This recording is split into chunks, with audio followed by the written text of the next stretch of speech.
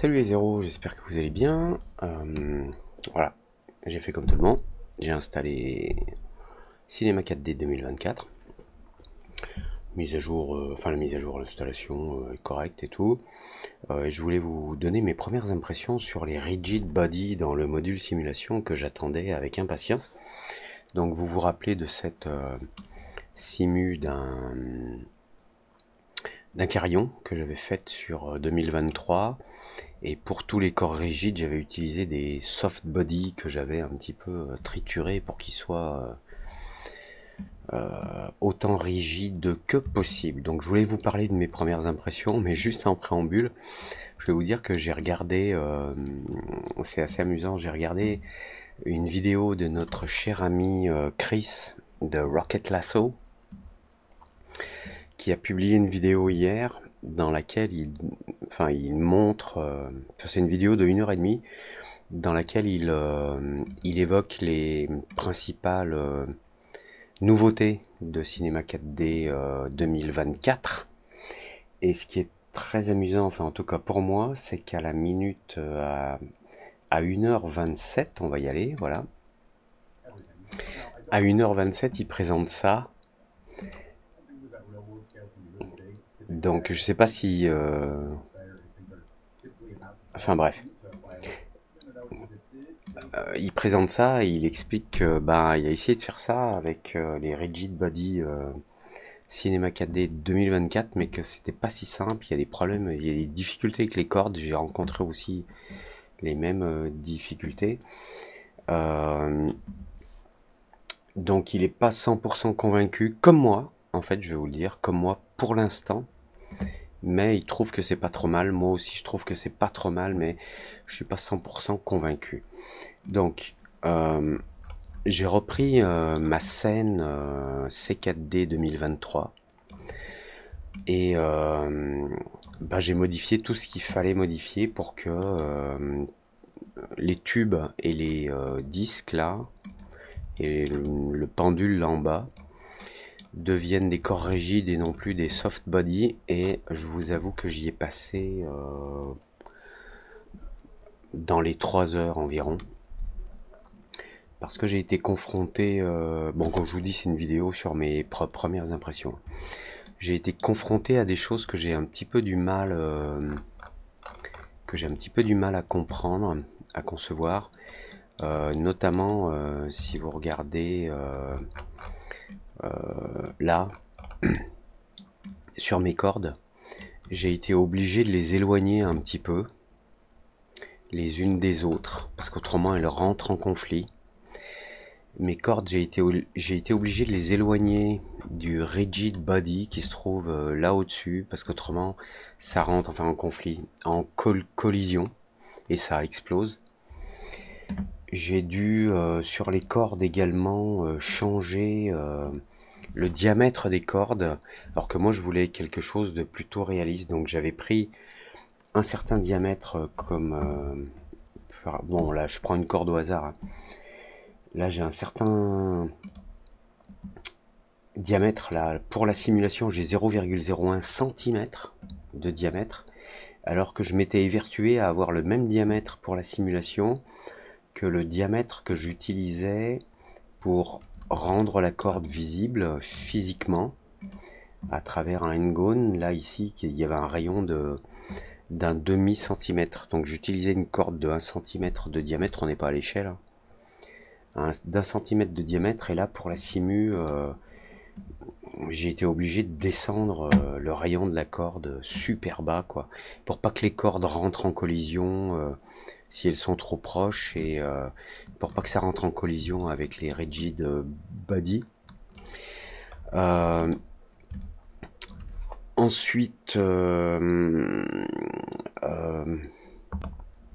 en transformant mes soft body que j'avais essayé de rigidifier au mieux. Alors là, on revient sur 2003. J'utilisais par exemple des soft body, mais je mettais des paramètres de, comment dire, de contrainte entre les points les plus éloignés, et je devais gérer les masses d'une façon ou d'une autre. Et là, il a fallu que je passe 1 heure à régler maintenant avec les nouveaux Rigid Body à trouver une cohérence dans la masse. D'autant plus que par défaut on est sur une densité personnalisée. Je suis passé en mode masse pour les différents objets. Donc là les tubes par exemple. Donc là je prends un tube. Ce tube il a une... Voilà, lui il a une densité de 3. J'ai fait différents essais. Donc sur les tubes j'ai travaillé en densité. Alors le tube le plus petit, lui il a une densité de 1. Les plateaux comme ça, enfin comme lui, j'ai mis une masse de 0,5. Enfin bref, j'ai bricolé, bricolé, bricolé jusqu'à obtenir un truc qui fonctionne. Hein. Là, voilà. Alors là c'est mis en cache, hein. Mais la mise en cache elle prend à peine 1 minute. Donc c'est correct, c'est bien. C'est bien parce que dans le module de simulation, dans les préférences CTRL D, j'ai pu descendre. Alors, on va regarder la version sur ma version 2023. Dans simulation, j'étais à 100 substeps, 3 itérations et 3 passes de collision. Et dans Cinema 4D 2024, je suis à 50 substeps, 2 itérations et 3 passes de collision. Donc ça fait beaucoup moins de calculs, mais pas tant que ça, parce que pour que les cordes là qui traversent mes tubes, pour qu'elles agissent avec une certaine cohérence, mes tubes en tant que rigid body. Attendez, je vais faire CTRL D, on va aller dans Draw, Enable, Rigid Body Shapes. Ah oui, mais là on a le cache. Je vais aller dans la version dans laquelle il n'y a pas de cache. Voilà, je fais juste un petit play vite fait. Bon, il charge ça dans la carte graphique avant de... Voilà. Pour tous mes tubes, j'ai été obligé d'utiliser... le mode, alors si je prends ce tube là, on va voir où il est, le mode qui s'appelle Triangle Mesh, c'est à dire que si j'utilisais le mode auto, le convex hull avec des paramètres, je vais vous expliquer dans une seconde, hein, ça allait pas. Donc il faut vraiment que j'utilise tous les points du tube pour que la simulation se passe correctement. Et en plus de ça, pour attacher maintenant les cordes au tube, il y a un truc vraiment très différent. On va revenir sur 2023. On va regarder par exemple... attendez, je vais prendre le Selection Brush. Je vais essayer de sélectionner cette corde. Voilà, cette corde là. Quand je réglais ces connexions avant, je pouvais avoir de multiples connexions entre les différents points. Les points de la corde, alors on va regarder en transparence, ça sera plus simple. Lines. Voilà. Des connexions entre des points de la corde. Vous voyez, il y a une corde là qui passe au milieu, une spline. Et des points de l'objet qui se trouve à côté. Donc là, j'avais mis un certain nombre de connexions pour m'assurer que la corde ne vienne pas en collision sur le tube. Maintenant, sur 2024, avec les Rigid Body, c'est... enfin, je sais pas, c'est pas expliqué pour l'instant encore. Mais dans les connexions, là aussi, je vais me mettre en lines. Vous voyez, j'ai beau agrandir la connexion, j'ai beau augmenter le nombre de connexions, il se passe un truc très étrange. Il limite quand même les connexions. Alors, attendez, je vais essayer de... Voilà. Là, il y a une spline à l'intérieur. Je vais désactiver le sweep. Voilà, la corde, elle passe là. Et donc, il me fait juste des connexions entre ce point et le point le plus proche, et ce point et un autre. Et si j'augmente ou je baisse le nombre de connexions, ou si je change le rayon, alors si le rayon de recherche est trop bas, il trouve rien, mais là il n'en trouve que 2. Il ne veut pas faire plus de connexions avec d'autres points.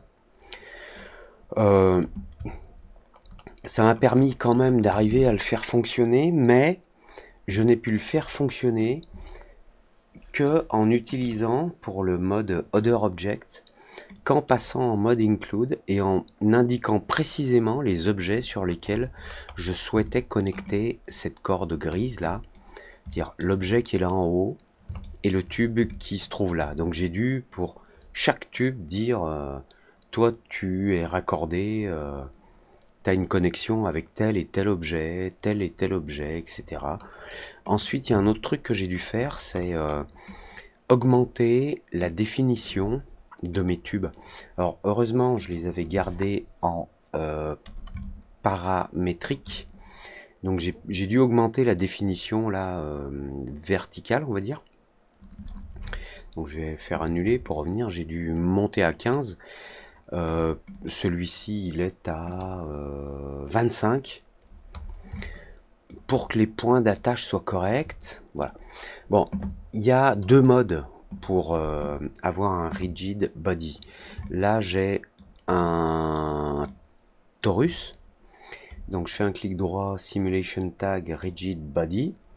Ensuite, si je fais CTRL D et que je vais dans le module simulation, dans simulation, si j'affiche là en bas draw enable, donc j'active l'affichage des rigid body shapes, donc il va me montrer comment il considère le torus en tant que rigid body. Si j'avance d'une image, voilà, il considère que ce rigid body c'est ça. Et c'est-à-dire qu'en fait l'intérieur n'est pas creux, vous voyez, il est traversé par des lignes qui forment des faces qui vont rentrer en collision avec d'autres objets. Si je crée un petit cube,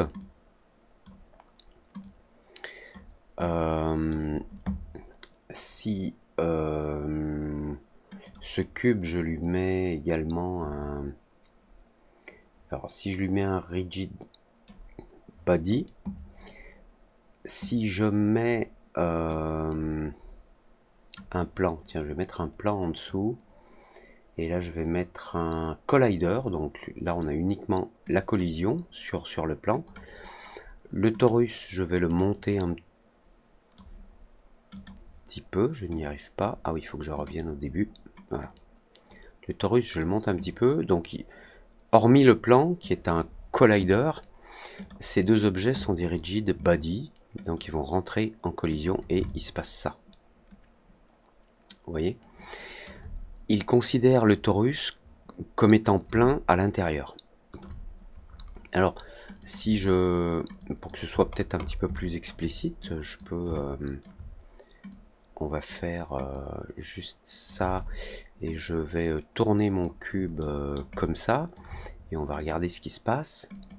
Voilà, vous voyez, il tombe à plat au-dessus du torus, parce que le torus l'empêche de le traverser, parce que la définition rigid body du torus, c'est les lignes vertes que l'on voit là. Donc, là on est en mode auto.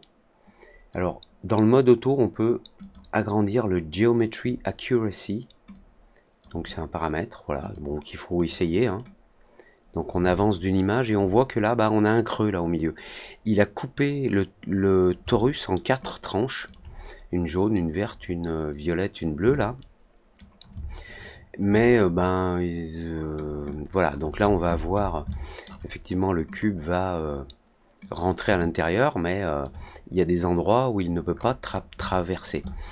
Donc on peut augmenter encore par exemple Geometry Accuracy sur 2. Mais vous voyez que ça change rien là. Donc si je mets à 3, là 3 c'est déjà mieux. Mais c'est pas non plus le top. Et on a quand même on a quand même un nombre d'éléments géométriques là.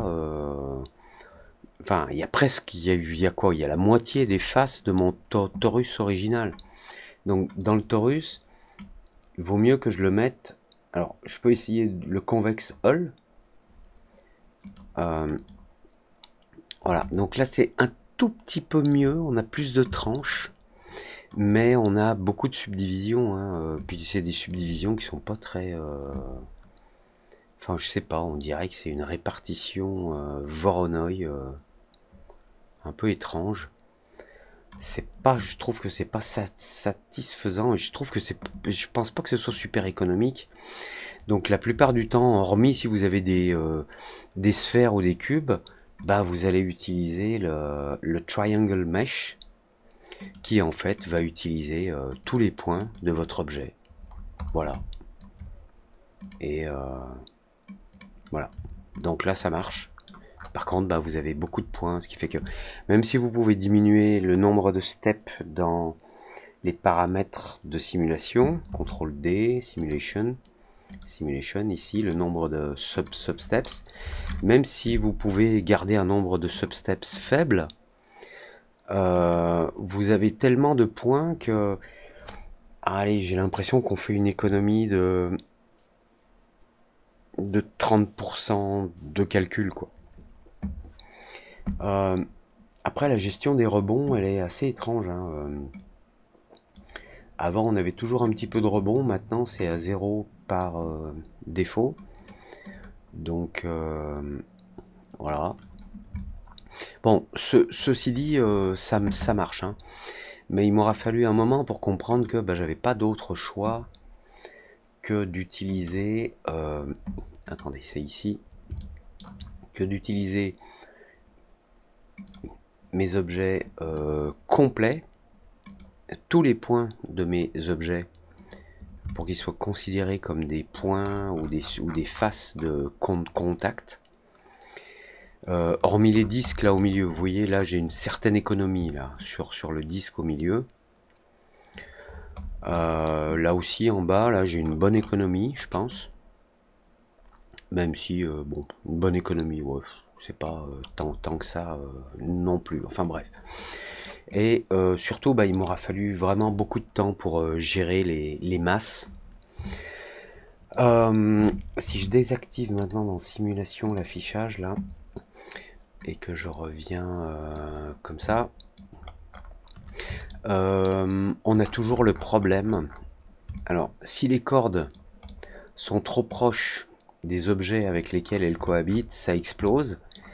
Mais le problème, c'est que bah, si on les éloigne un petit peu, il y a toujours cette élasticité qui fait que, vous voyez là, les cordes là, comme elles sont loin, franchement, j'aimerais bien, ou là, là j'ai un lien ici sur cette corde, ici, là j'ai un connecteur, vous voyez, au début de la simulation, les différents points de cette corde sont relativement proches, alors ils ne se chevauchent pas parce que je veux pas que ça explose, parce que les cordes elles ont, donc je vous le répète, un diamètre.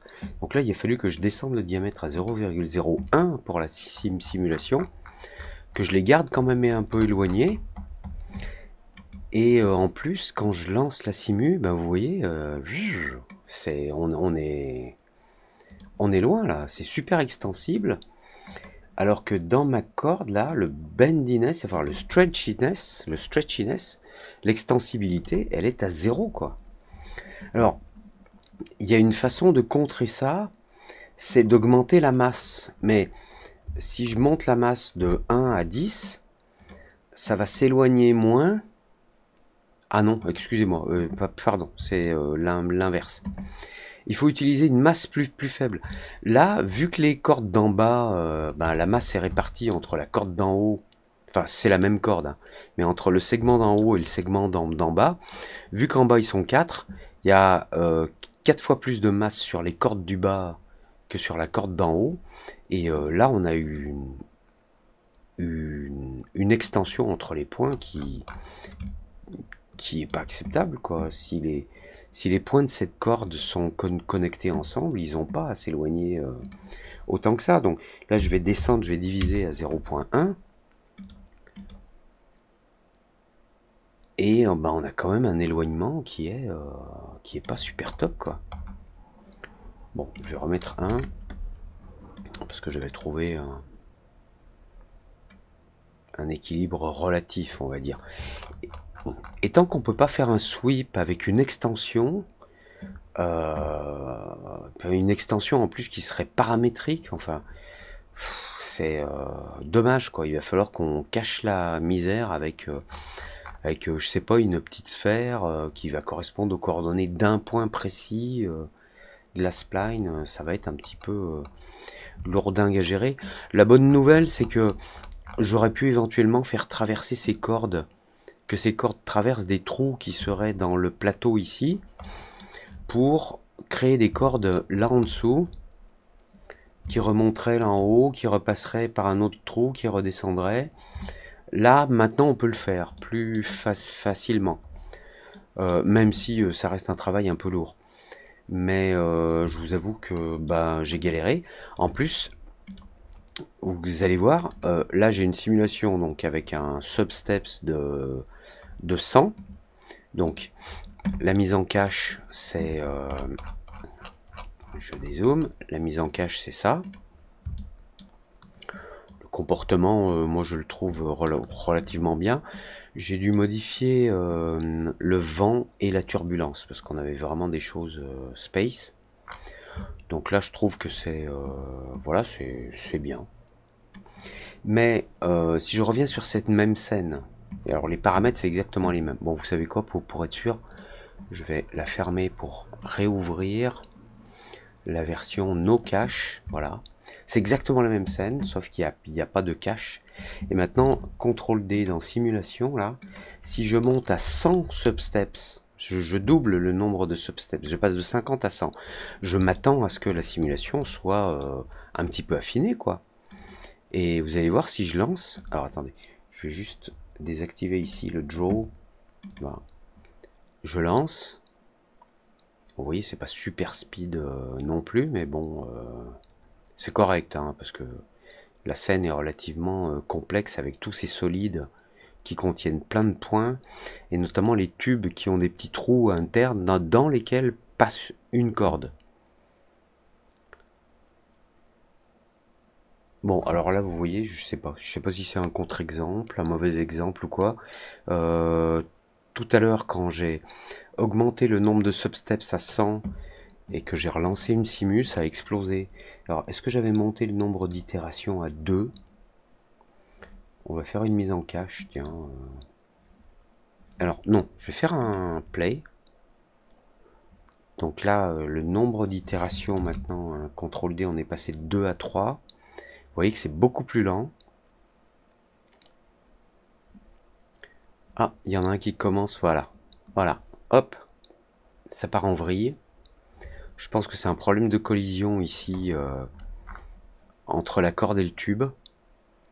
Et une fois qu'il y en a un qui part en vrille, voilà, il y en a un autre. Et là,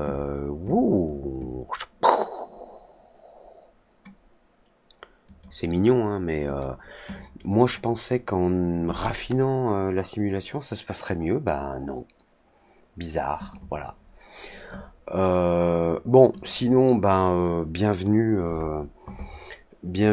au Rigid Body dans la section simulation.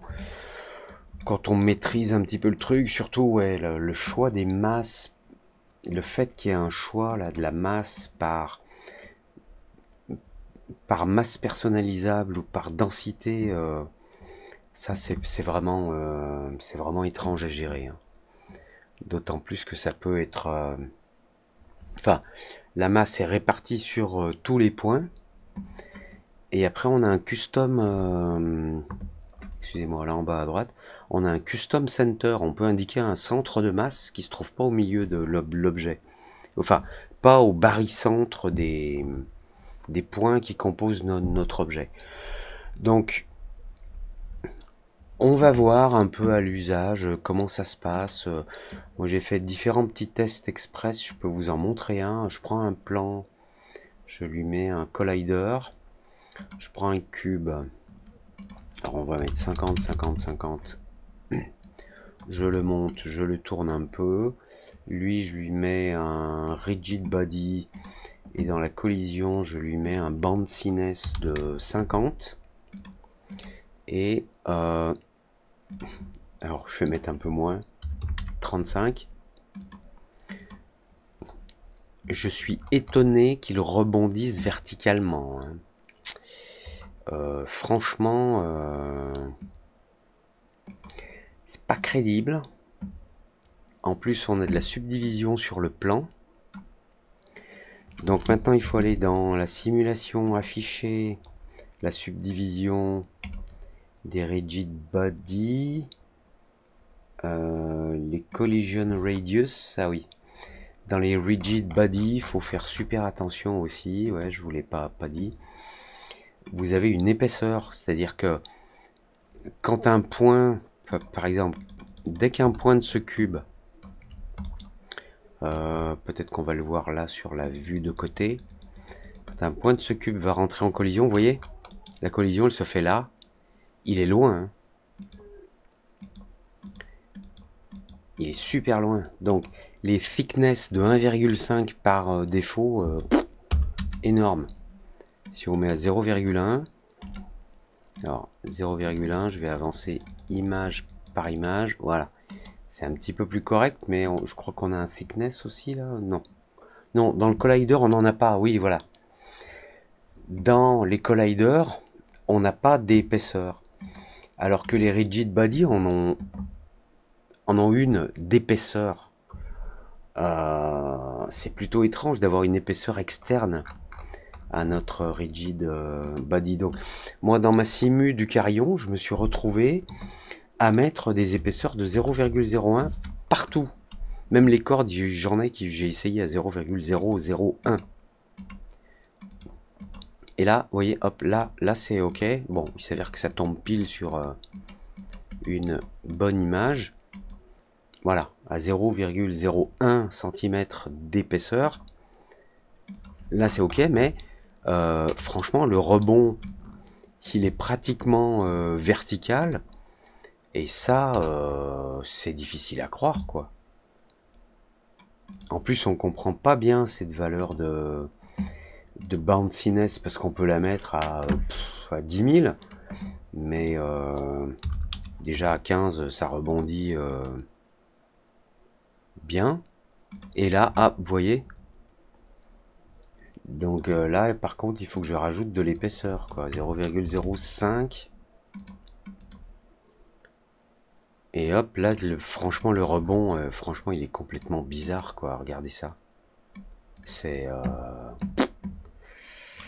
je comprends pas très bien. On va aller voir dans simulation. Je vais mettre 50 steps au lieu de 20. Non, vous voyez, enfin, je sais pas si vous avez vu, mais le cube traverse là. Donc même à 50 steps. Donc est-ce qu'il faut que je double les itérations également, mais des rebonds verticaux, puis ça traverse. Enfin, c'est pas super cool. En même temps, vu que j'affiche la définition des trucs, là dans mon plan, là j'ai pas le choix là. Vu que c'est un rigid body, je peux pas augmenter sa définition, on va dire, pour la résolution de la simulation. Le seul truc qu'on peut faire, c'est d'aller dans le projet et d'augmenter le nombre d'images par seconde. Là, je passe de 25 à 50. Et, alors vous voyez, c'est déjà beaucoup plus long. Bon, les rebonds, vous voyez, ça s'excite. Alors, il y a peut-être sans doute un problème aussi sur la masse, là. La masse de l'objet Custom Density, si je le mets à 0,2, je pense qu'on va avoir un comportement... Non, ça rebondit trop, quoi.